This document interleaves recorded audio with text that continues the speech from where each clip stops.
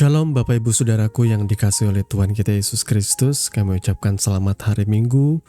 Salam jumpa kembali di dalam program Khotbah Minggu Sunday Blessing bersama saya Billy Elia yang akan menyampaikan khotbah kebenaran firman Tuhan dengan harapan kita sekalian orang percaya boleh bertumbuh di dalam iman, pengharapan dan kasih oleh Yesus Kristus Tuhan yang sudah menebus dan menyelamatkan setiap kita. Di hari Minggu yang penuh dengan sukacita ini di tanggal 14 Juni tahun 2026,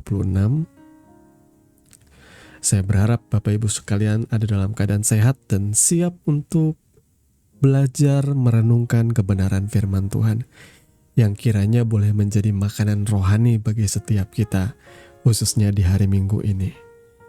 Kebenaran firman Tuhan atau khotbah firman Tuhan kali ini akan mengangkat judul Pemulihan dari Sorga. Nas firman Tuhan terambil dari 2 Korintus pasal 5 ayat 18 sampai dengan ayat yang ke-19. Saya akan membacakannya bagi kita semua. 2 Korintus 5 ayat 18 sampai 19, demikian firman Tuhan. Dan semuanya ini dari Allah yang dengan perantaraan Kristus telah mendamaikan kita dengan dirinya dan yang telah mempercayakan pelayanan pendamaian itu kepada kami. Sebab Allah mendamaikan dunia dengan dirinya oleh Kristus dengan tidak memperhitungkan pelanggaran mereka. Ia telah mempercayakan berita pendamaian itu kepada kami. Amin. Mari sebelum kita merenungkan kebenaran firman, kita mau merendahkan hati untuk berdoa. Bapa Sorgawi, di dalam nama Tuhan Yesus, saat ini kami rindu belajar kebenaran firman-Mu yang hari ini akan berbicara mengenai pemulihan dari sorga. Kami sudah membaca nas firman-Nya Tuhan, dan saat ini kami mau menyelami apa yang menjadi maksud dan kehendak-Mu melalui kebenaran firman-Mu Tuhan. Ya Allah Roh Kudus, pimpin setiap kami, tuntun setiap hati dan pikiran kami, celikan mata kami yang buta ini, yang tidak mengerti. Kami mohon ya Roh Kudus, Engkau sendiri yang mengajar kami. Terima kasih Bapa, kami siap merenungkan kebenaran firman-Mu. Di dalam dan demi nama Tuhan Yesus kami berdoa. Amin. Bapak Ibu Saudaraku yang dikasihi oleh Tuhan kita Yesus Kristus ya. Judul atau tema khotbah kita kali ini adalah pemulihan dari sorga. Saya percaya bahwa setiap manusia memiliki kerinduan untuk mengalami pemulihan. Di dalam kehidupan kita sehari-hari, hubungan suami istri bisa saja rusak, bisa saja bertengkar, bisa saja ribut. Hubungan orang tua dan anak bisa saja retak. Persahabatan pun terkadang yang akrab pun bisa jadi musuh. Dan kita pasti punya kerinduan untuk mengalami pemulihan atas semua keretakan dan persoalan itu. Namun tahukah saudara, sebelum semua hubungan yang terjadi di dunia ini rusak, ada satu hubungan yang terlebih dahulu rusak sejak dulu kala, yakni hubungan antara manusia dengan Allah. Dan kabar baiknya, berita Injil adalah Allah tidak tinggal diam melihat hubungan itu hancur. Dan pemulihan itu selalu dimulai dari sorga. Di bagian pertama ini kita akan belajar bahwa kejatuhan manusia memutuskan hubungannya atau relationship-nya dengan Allah. Saudara bisa lihat di dalam Kejadian 3 ya. Kejadian 3 itu bicara soal kejatuhan manusia di Taman Eden. Padahal kita tahu ya kalau di Taman Eden itu kondisinya tuh sangat ideal. Semuanya begitu indah. Semuanya begitu mewah. Dipersiapkan oleh Tuhan untuk pemeliharaan manusia. Bahkan Tuhan memberikan otoritas manusia atas segala hal yang Ia ciptakan. Tapi ada ideal keindahan yang lebih dalam daripada itu di Taman Eden. Apakah itu? Adam dan Hawa itu hidup dekat dengan Allah. Mereka tidak perlu malu, mereka tidak perlu takut, dan mereka tidak perlu bersembunyi. Hubungan itu begitu sempurna, saudaraku. Namun apa yang terjadi karena ketidaktaatan, manusia jatuh dalam dosa, dan saat dosa itu masuk, ketika manusia memilih melawan Allah, yang rusak itu bukan hanya moralitas, saudaraku. Yang rusak adalah relasi, hubungan, relationship setiap manusia dengan Tuhan terputus sejak saat itu. Perhatikan apa yang terjadi setelah manusia jatuh dalam dosa. Adam tidak lagi berlari, berjalan bersama Tuhan. Adam justru bersembunyi. Ia malu dan ia takut berjumpa dengan Allah. Itu semua tercatat di dalam Kejadian 3 ayat 8. Dan inilah gambaran manusia sampai hari ini. Dosa selalu menjauhkan manusia dari Allah. Ketidaklayakan selalu membuat kita merasa, aku gak patut diselamatkan. Belum lagi kita mulai berpikir yang aneh-aneh tentang Tuhan. Kita menuduh dia jahat. Kita berpikir bahwa Tuhan sudah mempersiapkan neraka bagi kita. Kita tidak cukup baik untuk dia, maka lebih baik lagi biarlah aku hidup dalam dosa saja. Manusia kehilangan hubungan dengan Tuhan. Manusia kehilangan kemuliaan Allah di dalam dirinya. Manusia kehilangan kehidupan. Pada waktu manusia memakan buah pengetahuan yang dilarang oleh Tuhan, firman Tuhan berkata mereka mati. Apakah literally mereka mati saat itu? Tidak. Yang mati itu adalah kemampuan manusia untuk bersentuhan atau berelasi dengan Tuhan. Manusia rohaninya yang mati saat itu. Ya. Kalau dengan bahasa saya tuh manusia rohaninya terkubur di dalam manusia daging. Literally mati. Ibaratnya seperti radio rusak ya. Radio rusak itu dia tidak bisa menangkap lagi sinyal FM dan AM. Ya, kalau saudara adalah orang-orang lawas yang menikmati ya stasiun atau siaran-siaran radio, tentu tahu yang namanya frekuensi AM dan FM yang bisa menangkap stasiun atau siaran-siaran radio ya. Kalau rusak, maka tidak akan pernah bisa menangkap suara atau lagu sama sekali. Demikian juga hidup kita ketika rusak, mati manusia rohani kita. Kita tidak lagi punya kemampuan untuk memahami Tuhan. Buru-buru memahami Tuhan, dekat sama Tuhan aja takut, saudaraku. Manusia terpisah oleh karena dosa. Dan sampai hari ini, dosa selalu menjauhkan manusia dari Allah. Di bagian kedua kita akan belajar lagi bahwa ternyata pemulihan itu dimulai oleh Tuhan.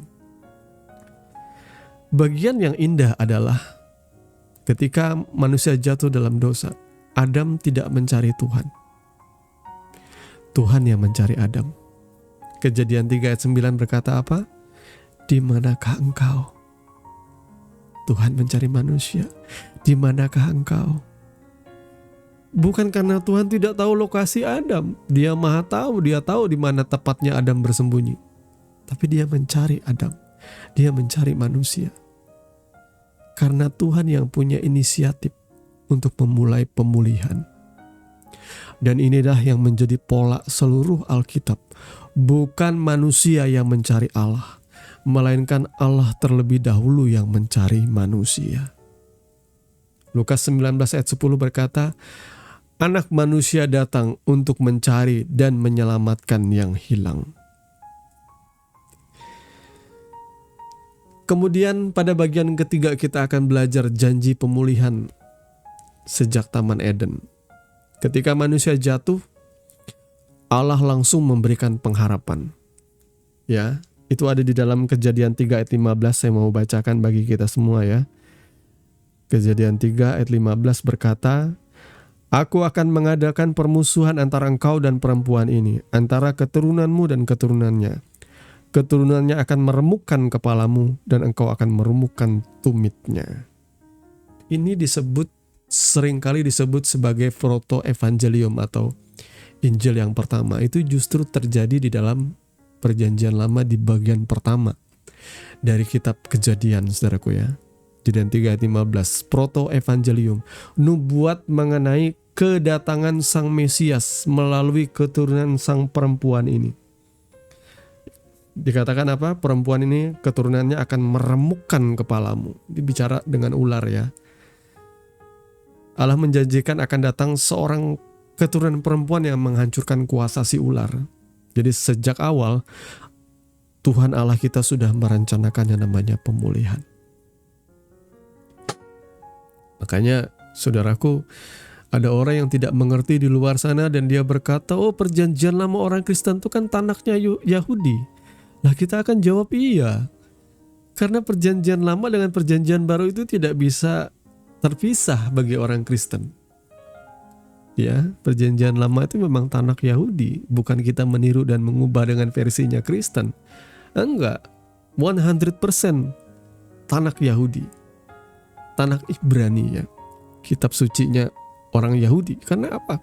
Karena Kristus lahir dari garis keturunan Daud, dia lahir dari suku Yehuda, dari Yusuf, saudaraku ya, dilahirkan sebagai anak yang dijanjikan. Dan kalau tidak ada nubuat ini, Kejadian 3 ayat 15 ya, dan tidak ada penggenapannya ketika Yesus mati di atas kayu salib dan dia menghancurkan kuasa si ular, tentu ada koneksi, ada keterkaitan, ada kelanjutan, di mana perjanjian lama adalah nubuat atau bayangan, perjanjian baru adalah penggenapannya. Saat di mana keturunan perempuan ini menghancurkan kepala ular atau kuasa dari iblis.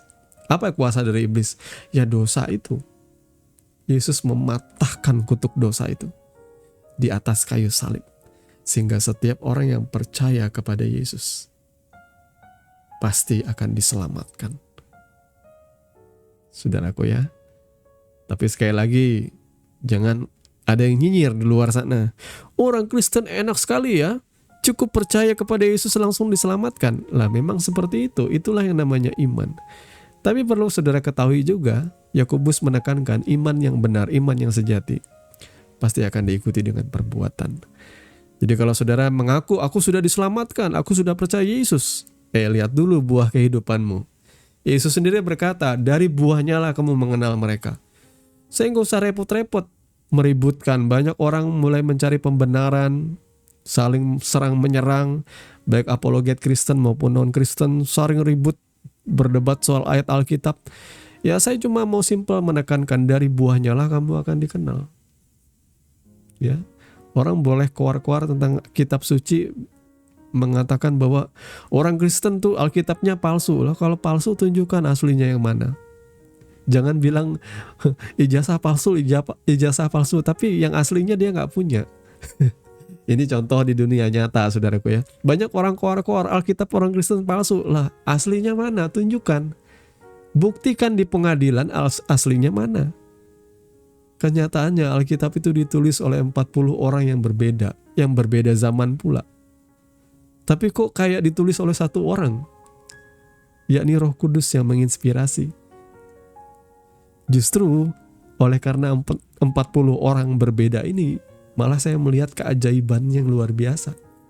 Daripada sekadar mengklaim bahwa ada kitab yang turun dari sorga, ya saya lebih percaya keajaiban Tuhan itu justru ditulis oleh 40 orang berbeda zaman, berbeda masa. Dan apa yang mereka tulis itu seperti senada, seiras, seirama. Dari nubuatan sampai penggenapan itu indah sekali, saudaraku. Itulah luar biasanya kitab suci. Coba saudara kumpulkanlah orang di dalam satu kelas. Lalu saudara suruh menulis esai tentang satu topik. Biasanya akan beda pola pikirnya. Kacau balau biasanya. Karena masing-masing orang punya pemikiran ini, punya pemikiran itu, punya pendapat ini. Tapi kalau seandainya Roh Kudus yang menginspirasi, itu jelas berbeda, saudaraku ya.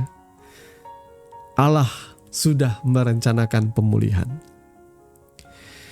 Nah, seluruh perjanjian lama adalah kisah pemulihan. Orang banyak kali membaca perjanjian lama itu sebagai kumpulan hukum ya. Saya juga dulunya berpikir seperti itu. Kalau nggak kumpulan hukum ya kumpulan silsilah. Padahal sebenarnya perjanjian lama adalah kisah Allah yang terus mengejar manusia. Makanya Allah memanggil Nuh dan keluarganya, Abraham dan keluarganya, Ishak dan keluarganya, Yakub dan keturunannya, Musa, Daud. Berkali-kali manusia gagal, tetapi Tuhan tidak pernah menyerah. Karena kasih-Nya lebih besar daripada kegagalan manusia. Dan puncak pemulihan terjadi di salib Kristus. Disinilah inti Injil.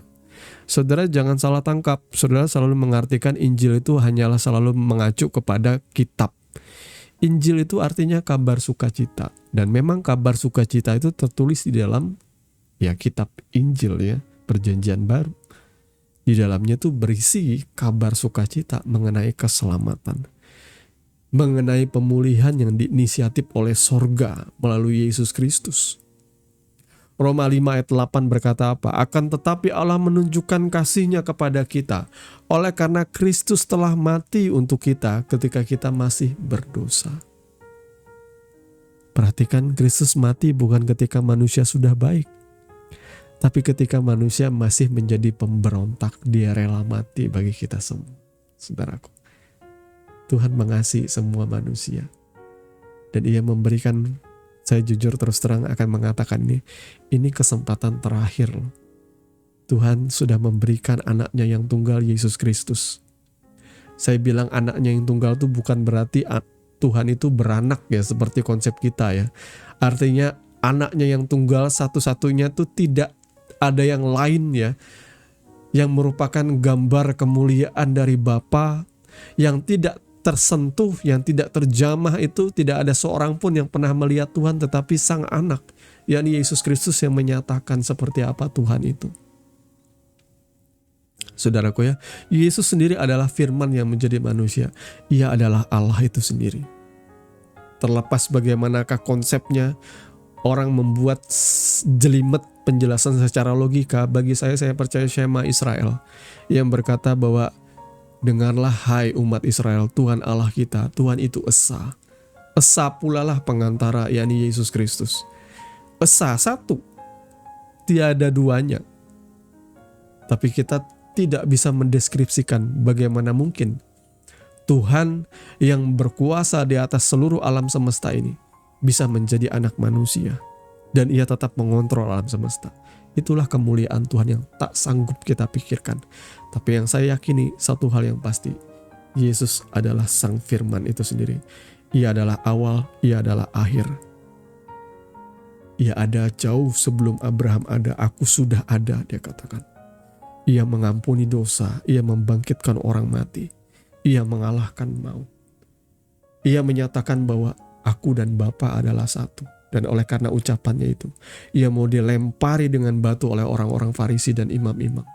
Karena Ia dianggap menghujat Allah dan menyamakan dirinya dengan Allah. Bagi saya tidak perlu ada pembuktian. Ketika orang-orang di luar sana berkata, oh kalau Yesus itu Tuhan, mana ayatnya yang berkata, aku adalah Tuhan, sembahlah aku. Oh, tidak perlu ayat seperti itu, saudaraku. Alkitabnya orang Kristen itu dipahami ketika saudara menggunakan otak dan memeras otak saudara habis-habisan untuk membaca seluruh konteks firman Tuhan. Di situ saudara tahu, saudara diajar tidak jadi pemalas. Makanya orang Kristen jangan malas baca Alkitab, supaya engkau tidak mudah dibodohi. Baca Alkitab itu dengan sungguh, remah dan peras otakmu habis-habisan untuk kau boleh memahami. Ada begitu banyak klaim ilahi di dalam perjanjian baru bahwa Yesus adalah Tuhan. Gak perlu Yesus ngomong, aku adalah Tuhan, sembahlah aku. Gak perlu, malah jadi Tuhan murahan kalau dia sampai mengatakan hal seperti itu. Saudara masuk ke dalam kelas di kampus, saudara bertemu dengan dosen. Kamu siapa? Saudara tidak perlu bertanya dia dosen atau bukan. Saudara tahu dia dosen. Dia gak perlu bilang, akulah dosen, turutilah aku. Gak perlu. Semua orang tahu, oh ya dia berdiri di depan itu dosen. Kita pun tahu. Karena namanya ada, saudaraku ya. Oh dia dosen ini. Gak perlu setiap kali pertemuan dia ngomong, akulah dosen. Saudara tahu sendirilah dia mengajar. Tuhan pun tidak perlu insecure dengan mengaku-ngaku sebagai Tuhan. Gak perlu. Terlalu banyak ayat-ayat klaim ilahi yang ada di dalam kitab suci kita yang luput dari pandangan orang-orang yang buta. Saya cuma kadang heran ya. Orang-orang yang menyerang kekristenan, menyerang kitab suci orang Kristen, ketika mereka meneliti Alkitab itu, kok mereka bisa tetap dibutakan ya? Tapi disinilah, saudaraku, saya mau kasih tahu kepada saudara bahwa saya pun dulunya adalah orang Kristen yang seperti itu. Saya buta terhadap kitab suci. Saya membaca Alkitab, saya selalu memandang bahwa kitab suci ini cuma dongeng. Ada begitu banyak cerita-cerita yang bagi saya itu di luar nalar, saudaraku ya, yang spektakuler seperti tulah di Mesir, kemudian Tuhan membelah laut, kemudian keajaiban yang dilakukan oleh Elia. Hal-hal yang luar biasa di dalam Alkitab sempat membuat saya berpikir skeptis. Saya menggunakan logika, saya berpikir saya nggak percaya ini seperti dongeng. Ya, saya cuma berpikir bahwa saya jadi orang Kristen, saya beribadah di hari Minggu dan saya menyembah Tuhan, tapi ada sebuah ketakutan daripada saya. Kalau saya mati bagaimana? Itu ketakutan dari saya kecil seperti itu. Apakah saya akan menjadi zat yang hilang demikian saja? Ada ketakutan membuat saya berpikir bahwa saya akan hidup ketika saya mati, saya akan berada di dalam kegelapan yang abadi. Itu ada dalam pikiran saya dulu. Terus terang saudaraku, saya baca kitab suci gak ngerti. Tapi ketika saya diselamatkan, saya menerima Yesus menjadi Tuhan dan Juru Selamat saya. Padahal saya Kristen dari lahir loh ya. Tapi perlu ada klaim, perlu ada pengakuan dari mulut kita bahwa kita menerima Dia secara pribadi ketika kita sudah mengenal dosa. Kita mengaku bahwa kita berbuat dosa dan kita mau menerima Yesus. Kemudian kita menjalani yang namanya sakramen baptisan kudus. Di situ saudara akan mengalami yang namanya apa? Relationship-mu dipulihkan oleh Tuhan. Saat relationship-mu dipulihkan atau relasi saudara dengan Kristus, dengan Allah itu dipulihkan, apa yang terjadi? Manusia rohanimu dibangkitkan oleh Tuhan kembali. Yang tadinya mati di Taman Eden, dihidupkan oleh Tuhan. Kenapa? Karena Dia roh yang menghidupkan. Roh anaknya, roh Yesus Kristus itu tinggal dalam hidup kita. Itu yang menghidupkan roh kita. Itu yang seperti lembu itu yang dituntun ya. Pikulah kuk yang kupasang, karena kuk yang kukenakan itu ringan. Yesus mengibaratkan dirinya seperti lembu yang senior, lembu yang berpengalaman. Seperti itu Roh Kudus menuntun kehidupan kita hari lepas hari. Mengikuti Tuhan kadang kita tertatih-tatih. Kita mau taat tapi akhirnya kita jatuh. Tapi akhirnya lama-kelamaan langkah kita akan mulai seirama dengan langkah Roh Kudus. Seperti itulah berjalan bersama Tuhan. Dan ketika saya lahir baru menerima Kristus, saudara tahu gak? Firman yang tadinya membuat saya bingung, yang saya selalu kepentok dengan logika, kok tiba-tiba firman ini menari-nari dalam pikiran saya, seperti hidup. Saya membaca Alkitab itu sambil meneteskan air mata. Karena apa? Karena dia berbicara jauh lebih dalam. Saya bisa melihat Tuhan melalui pembacaan kitab suci itu. Saya melihat bagaimana Tuhan berjalan mencari manusia di sepanjang zaman. Saya melihat kasih Tuhan. Sampai saya membaca perjanjian baru, saya melihat bagaimana kasih kebahagiaan Kristus bagi kita semua. Bagaimana Ia rela mati di atas kayu salib untuk menebus dan menyelamatkan kita dan memulihkan kehidupan kita. Dan itu yang luput di mata orang-orang yang membenci kekristenan. Saya kadang heran, kok kalian baca kitab suci tapi tidak bertobat? Kenapa ya? Ternyata ini ada selubung yang masih menutupi matanya. Dan Musa berkata, selubung itu akan diambil daripadamu ketika engkau sudah diselamatkan. Ya, ketika engkau sudah ditebus, maka selubung yang menutupi matamu dan orang-orang di perjanjian lama itu akan gugur, sehingga kau bisa melihat Kristus langsung. Nah, ini dia saudaraku ya. Maka saudara cek kehidupan rohani saudara. Kalau saudara mendengarkan khotbah, saudara mudah ngantuk. Ya, memang ada faktor juga, memang pengkhotbahnya kadang-kadang terlalu kaku dan tidak bersungguh-sungguh menjadi saluran berkat Tuhan. Ada juga sih ya, yang khotbahnya menjadi pidato yang dipelajari bukan lagi dari hatinya Tuhan, tapi cuma dari pikirannya. Ada juga sih. Tapi kalau saudara baca kitab suci dan saudara tidak mengerti, maka itu adalah satu indikasi bahwa mungkin saja saudara masih belum menerima Kristus dalam hati dan hidupmu. Ayo, Tuhan sudah menawarkan jalan keselamatan bagi kita. Kristus mati bukan ketika manusia sudah baik, tapi ketika manusia masih memberontak. Jadi salib itu bukan sekedar simbol agama, saudaraku ya. Salib itu adalah jembatan pemulihan.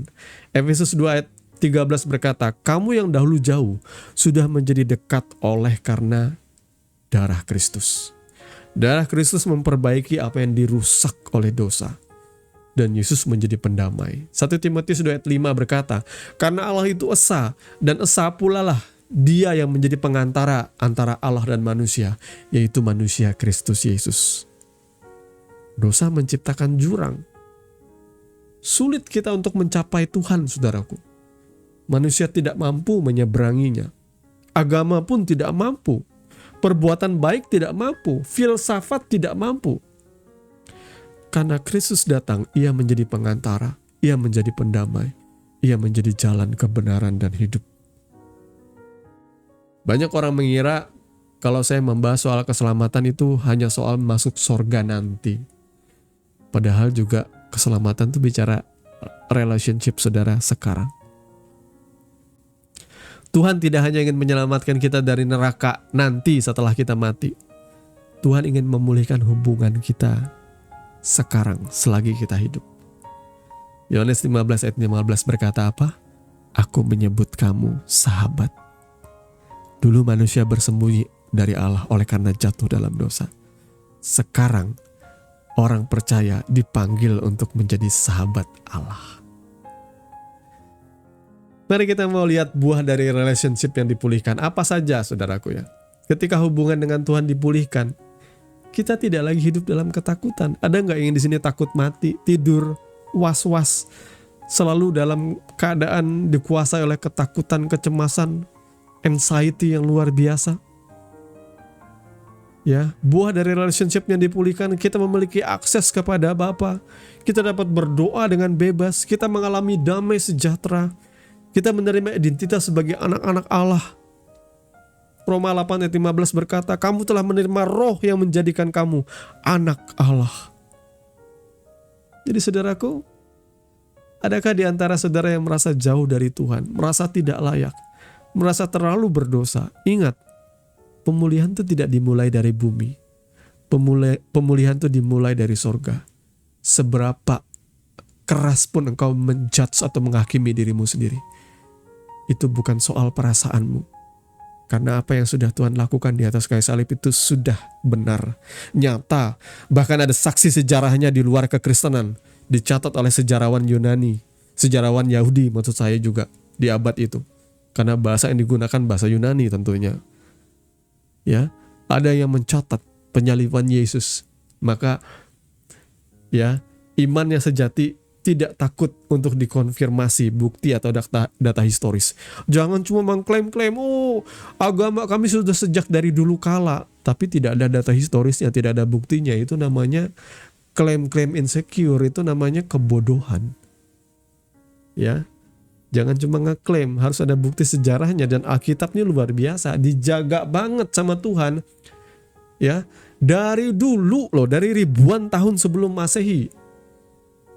Dari zaman Musa yang menulis 5 kitab utama itu sampai ke perjanjian baru, naskah-naskahnya itu terjaga luar biasa. Satu sisi saya menghormati dedikasi orang-orang Yahudi, khususnya mereka yang disebut sebagai ahli Taurat. Ya, mereka dengan penuh dedikasi mencatat loh Saudara perlu tahu ada sebutannya ya untuk seorang pencatat kitab itu ya. Mereka disebut penghitung juga. Saya lupa bahasa Ibraninya itu apa. Mereka penuh dedikasi. Jangan kira mereka tuh orang yang murahan yang mau memanipulasi seperti tuduhan orang yang berkata Alkitab sudah dimanipulasi. Enggak. Orang Yahudi itu begitu ketat loh dengan catatan sejarah. Karena mereka menganggap itu legacy mereka. Mereka menghargai perjalanan mereka bersama Tuhan. Mereka mencatat kisah mulai dari kejadian ya apa yang dicatat oleh Musa. Itu naskahnya itu dicatat turun temurun saudaraku ya. Walaupun kertasnya itu tidak tahan lama, tapi salinannya tetap dicatat terus. Dari masa ke masa sampai ke pembuangan, sampai ke pemulihan, sampai di zaman Yesus, semuanya itu dicatat terus. Ya. Yang dicatat itu tidak cuma yang baik-baik saudaraku. Yang dicatat itu apa adanya. Kalau ada raja yang menyembah berhala, dicatat. Kalau ada yang raja berubah setia, dicatat. Tidak ada lalu yang seperti sekarang kata orang sih pemenang yang akan menentukan sejarah. Enggak. Kalau di dalam pencatatan Alkitab itu mereka mencatat itu apa adanya.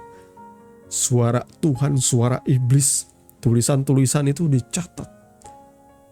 Karena data historis itu dikonfirmasi juga oleh kerajaan-kerajaan lain seperti Babilonia, ya, Asyur, kerajaan Mesir, tercatat semua loh. Kisah tentang Musa itu tercatat. Maka kalau ada orang yang bilang ini palsu, ya lebih palsu lagi orang yang ikut-ikutan cerita tentang Musa padahal kitabnya masih muda itu, saudaraku ya. Jadi Bapak Ibu Saudaraku yang dikasihi oleh Tuhan kita Yesus Kristus, ingatlah bahwa dari Eden hingga Golgota, Alkitab adalah kisah tentang Allah yang mengejar manusia. Ketika manusia bersembunyi, Allah mencari. Ketika manusia jatuh, Allah mengangkat. Ketika manusia terhilang, Allah mengutus putranya untuk menyelamatkan setiap kita.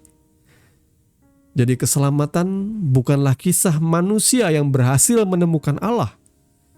Keselamatan justru adalah kisah Allah yang tidak pernah berhenti mencari manusia.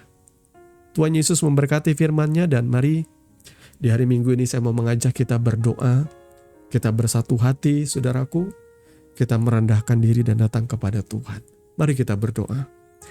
Bapa di dalam nama Tuhan Yesus, terima kasih karena Engkau sudah berbicara, menegur dan mengingatkan setiap kami. Terima kasih Tuhan, kami bersyukur untuk jalan pemulihan yang Tuhan sudah bukakan, Tuhan sudah berikan melalui Yesus Kristus bagi setiap kami. Sehingga kami yang tadinya jauh oleh karena dosa, sekarang boleh dekat dengan Tuhan. Kami boleh memanggil Engkau Bapa, kami boleh berseru di dalam doa kami. Kami boleh menjalin relationship layaknya anak dan ayah. Sehingga kami tidak lagi menjadi anak-anak yang yatim Tuhan. Tetapi Engkau berkata, aku akan menyertai Engkau sampai kepada akhir zaman. Itu janji-Mu Tuhan. Engkau tidak membiarkan kami sendirian. Maka Engkau yang letih, lesu, berbeban berat, mari datanglah kepada Tuhan. Engkau yang patah hati, Engkau yang terluka, Engkau yang kecewa, Engkau yang dihianati, mari curahkan isi hatimu kepada Tuhan. Dan buka hatimu untuk Roh-Nya hadir menjamah kehidupanmu dan memulihkan engkau. Karena pemulihan itu datang dari Tuhan. Tetapi bagian kita ialah mengakui Dia. Memohon pendamaian dari Dia. Seberapa dekat engkau dengan Tuhan, engkau yang menentukan. Karena kami percaya firman-Mu berkata, mendekatlah kepada Allah, maka Ia akan mendekat kepadamu. Oleh sebab itu Tuhan, kami mau mendekatkan diri kepadamu di hari-hari yang jahat ini, supaya bukan penilaian-penilaian berdasarkan apa kata dunia, tetapi biarlah hikmat-Mu yang menuntun dan memimpin kami dari hari ke hari Tuhan. Kau yang menjadi kekuatan kami, pengharapan kami, di saat ketakutan mencengkram kehidupan dunia ini, tapi kami tetap teguh, kokoh oleh kami berdiri di dalam kerajaan-Mu yang tak tergoyahkan Tuhan. Terima kasih Bapa, berkati jemaat-Mu yang sudah mendengarkan kebenaran firman-Mu, celikan mata mereka supaya mereka boleh lebih menyelami lagi apa yang menjadi maksud dan kehendak-Mu melalui firman-Mu Tuhan. Sembuhkan kami yang sakit pulihkan kami yang menderita. Biarlah melalui firman-Mu, iman kami boleh bangkit dan kami boleh sungguh-sungguh berseru kepada Tuhan, merendahkan hati dan mencari Tuhan dengan segenap hati kami. Kami percaya Tuhan, Engkau yang memulihkan kami. Bukan kuat, bukan gagah kami, bukan karena harta yang kami miliki, tetapi oleh karena Engkau Yesus yang termulia dalam hidup kami. Terpujilah nama-Mu Bapa kekal selama-lamanya. Kami mengucap syukur untuk firman-Mu. Di dalam dan demi nama Tuhan Yesus kami berdoa. Haleluya. Amin. Bapak Ibu Saudara yang dikasihi oleh Tuhan kita Yesus Kristus, Anda baru saja mendengarkan kebenaran firman Tuhan yang kami percaya boleh menjadi dasar dan kekuatan di dalam setiap kehidupan saudara. Sampai bertemu di dalam renungan Sunday Blessing yang berikutnya. Kasih karunia di dalam Tuhan kita Yesus Kristus menyertai saudara sekalian. Shalom.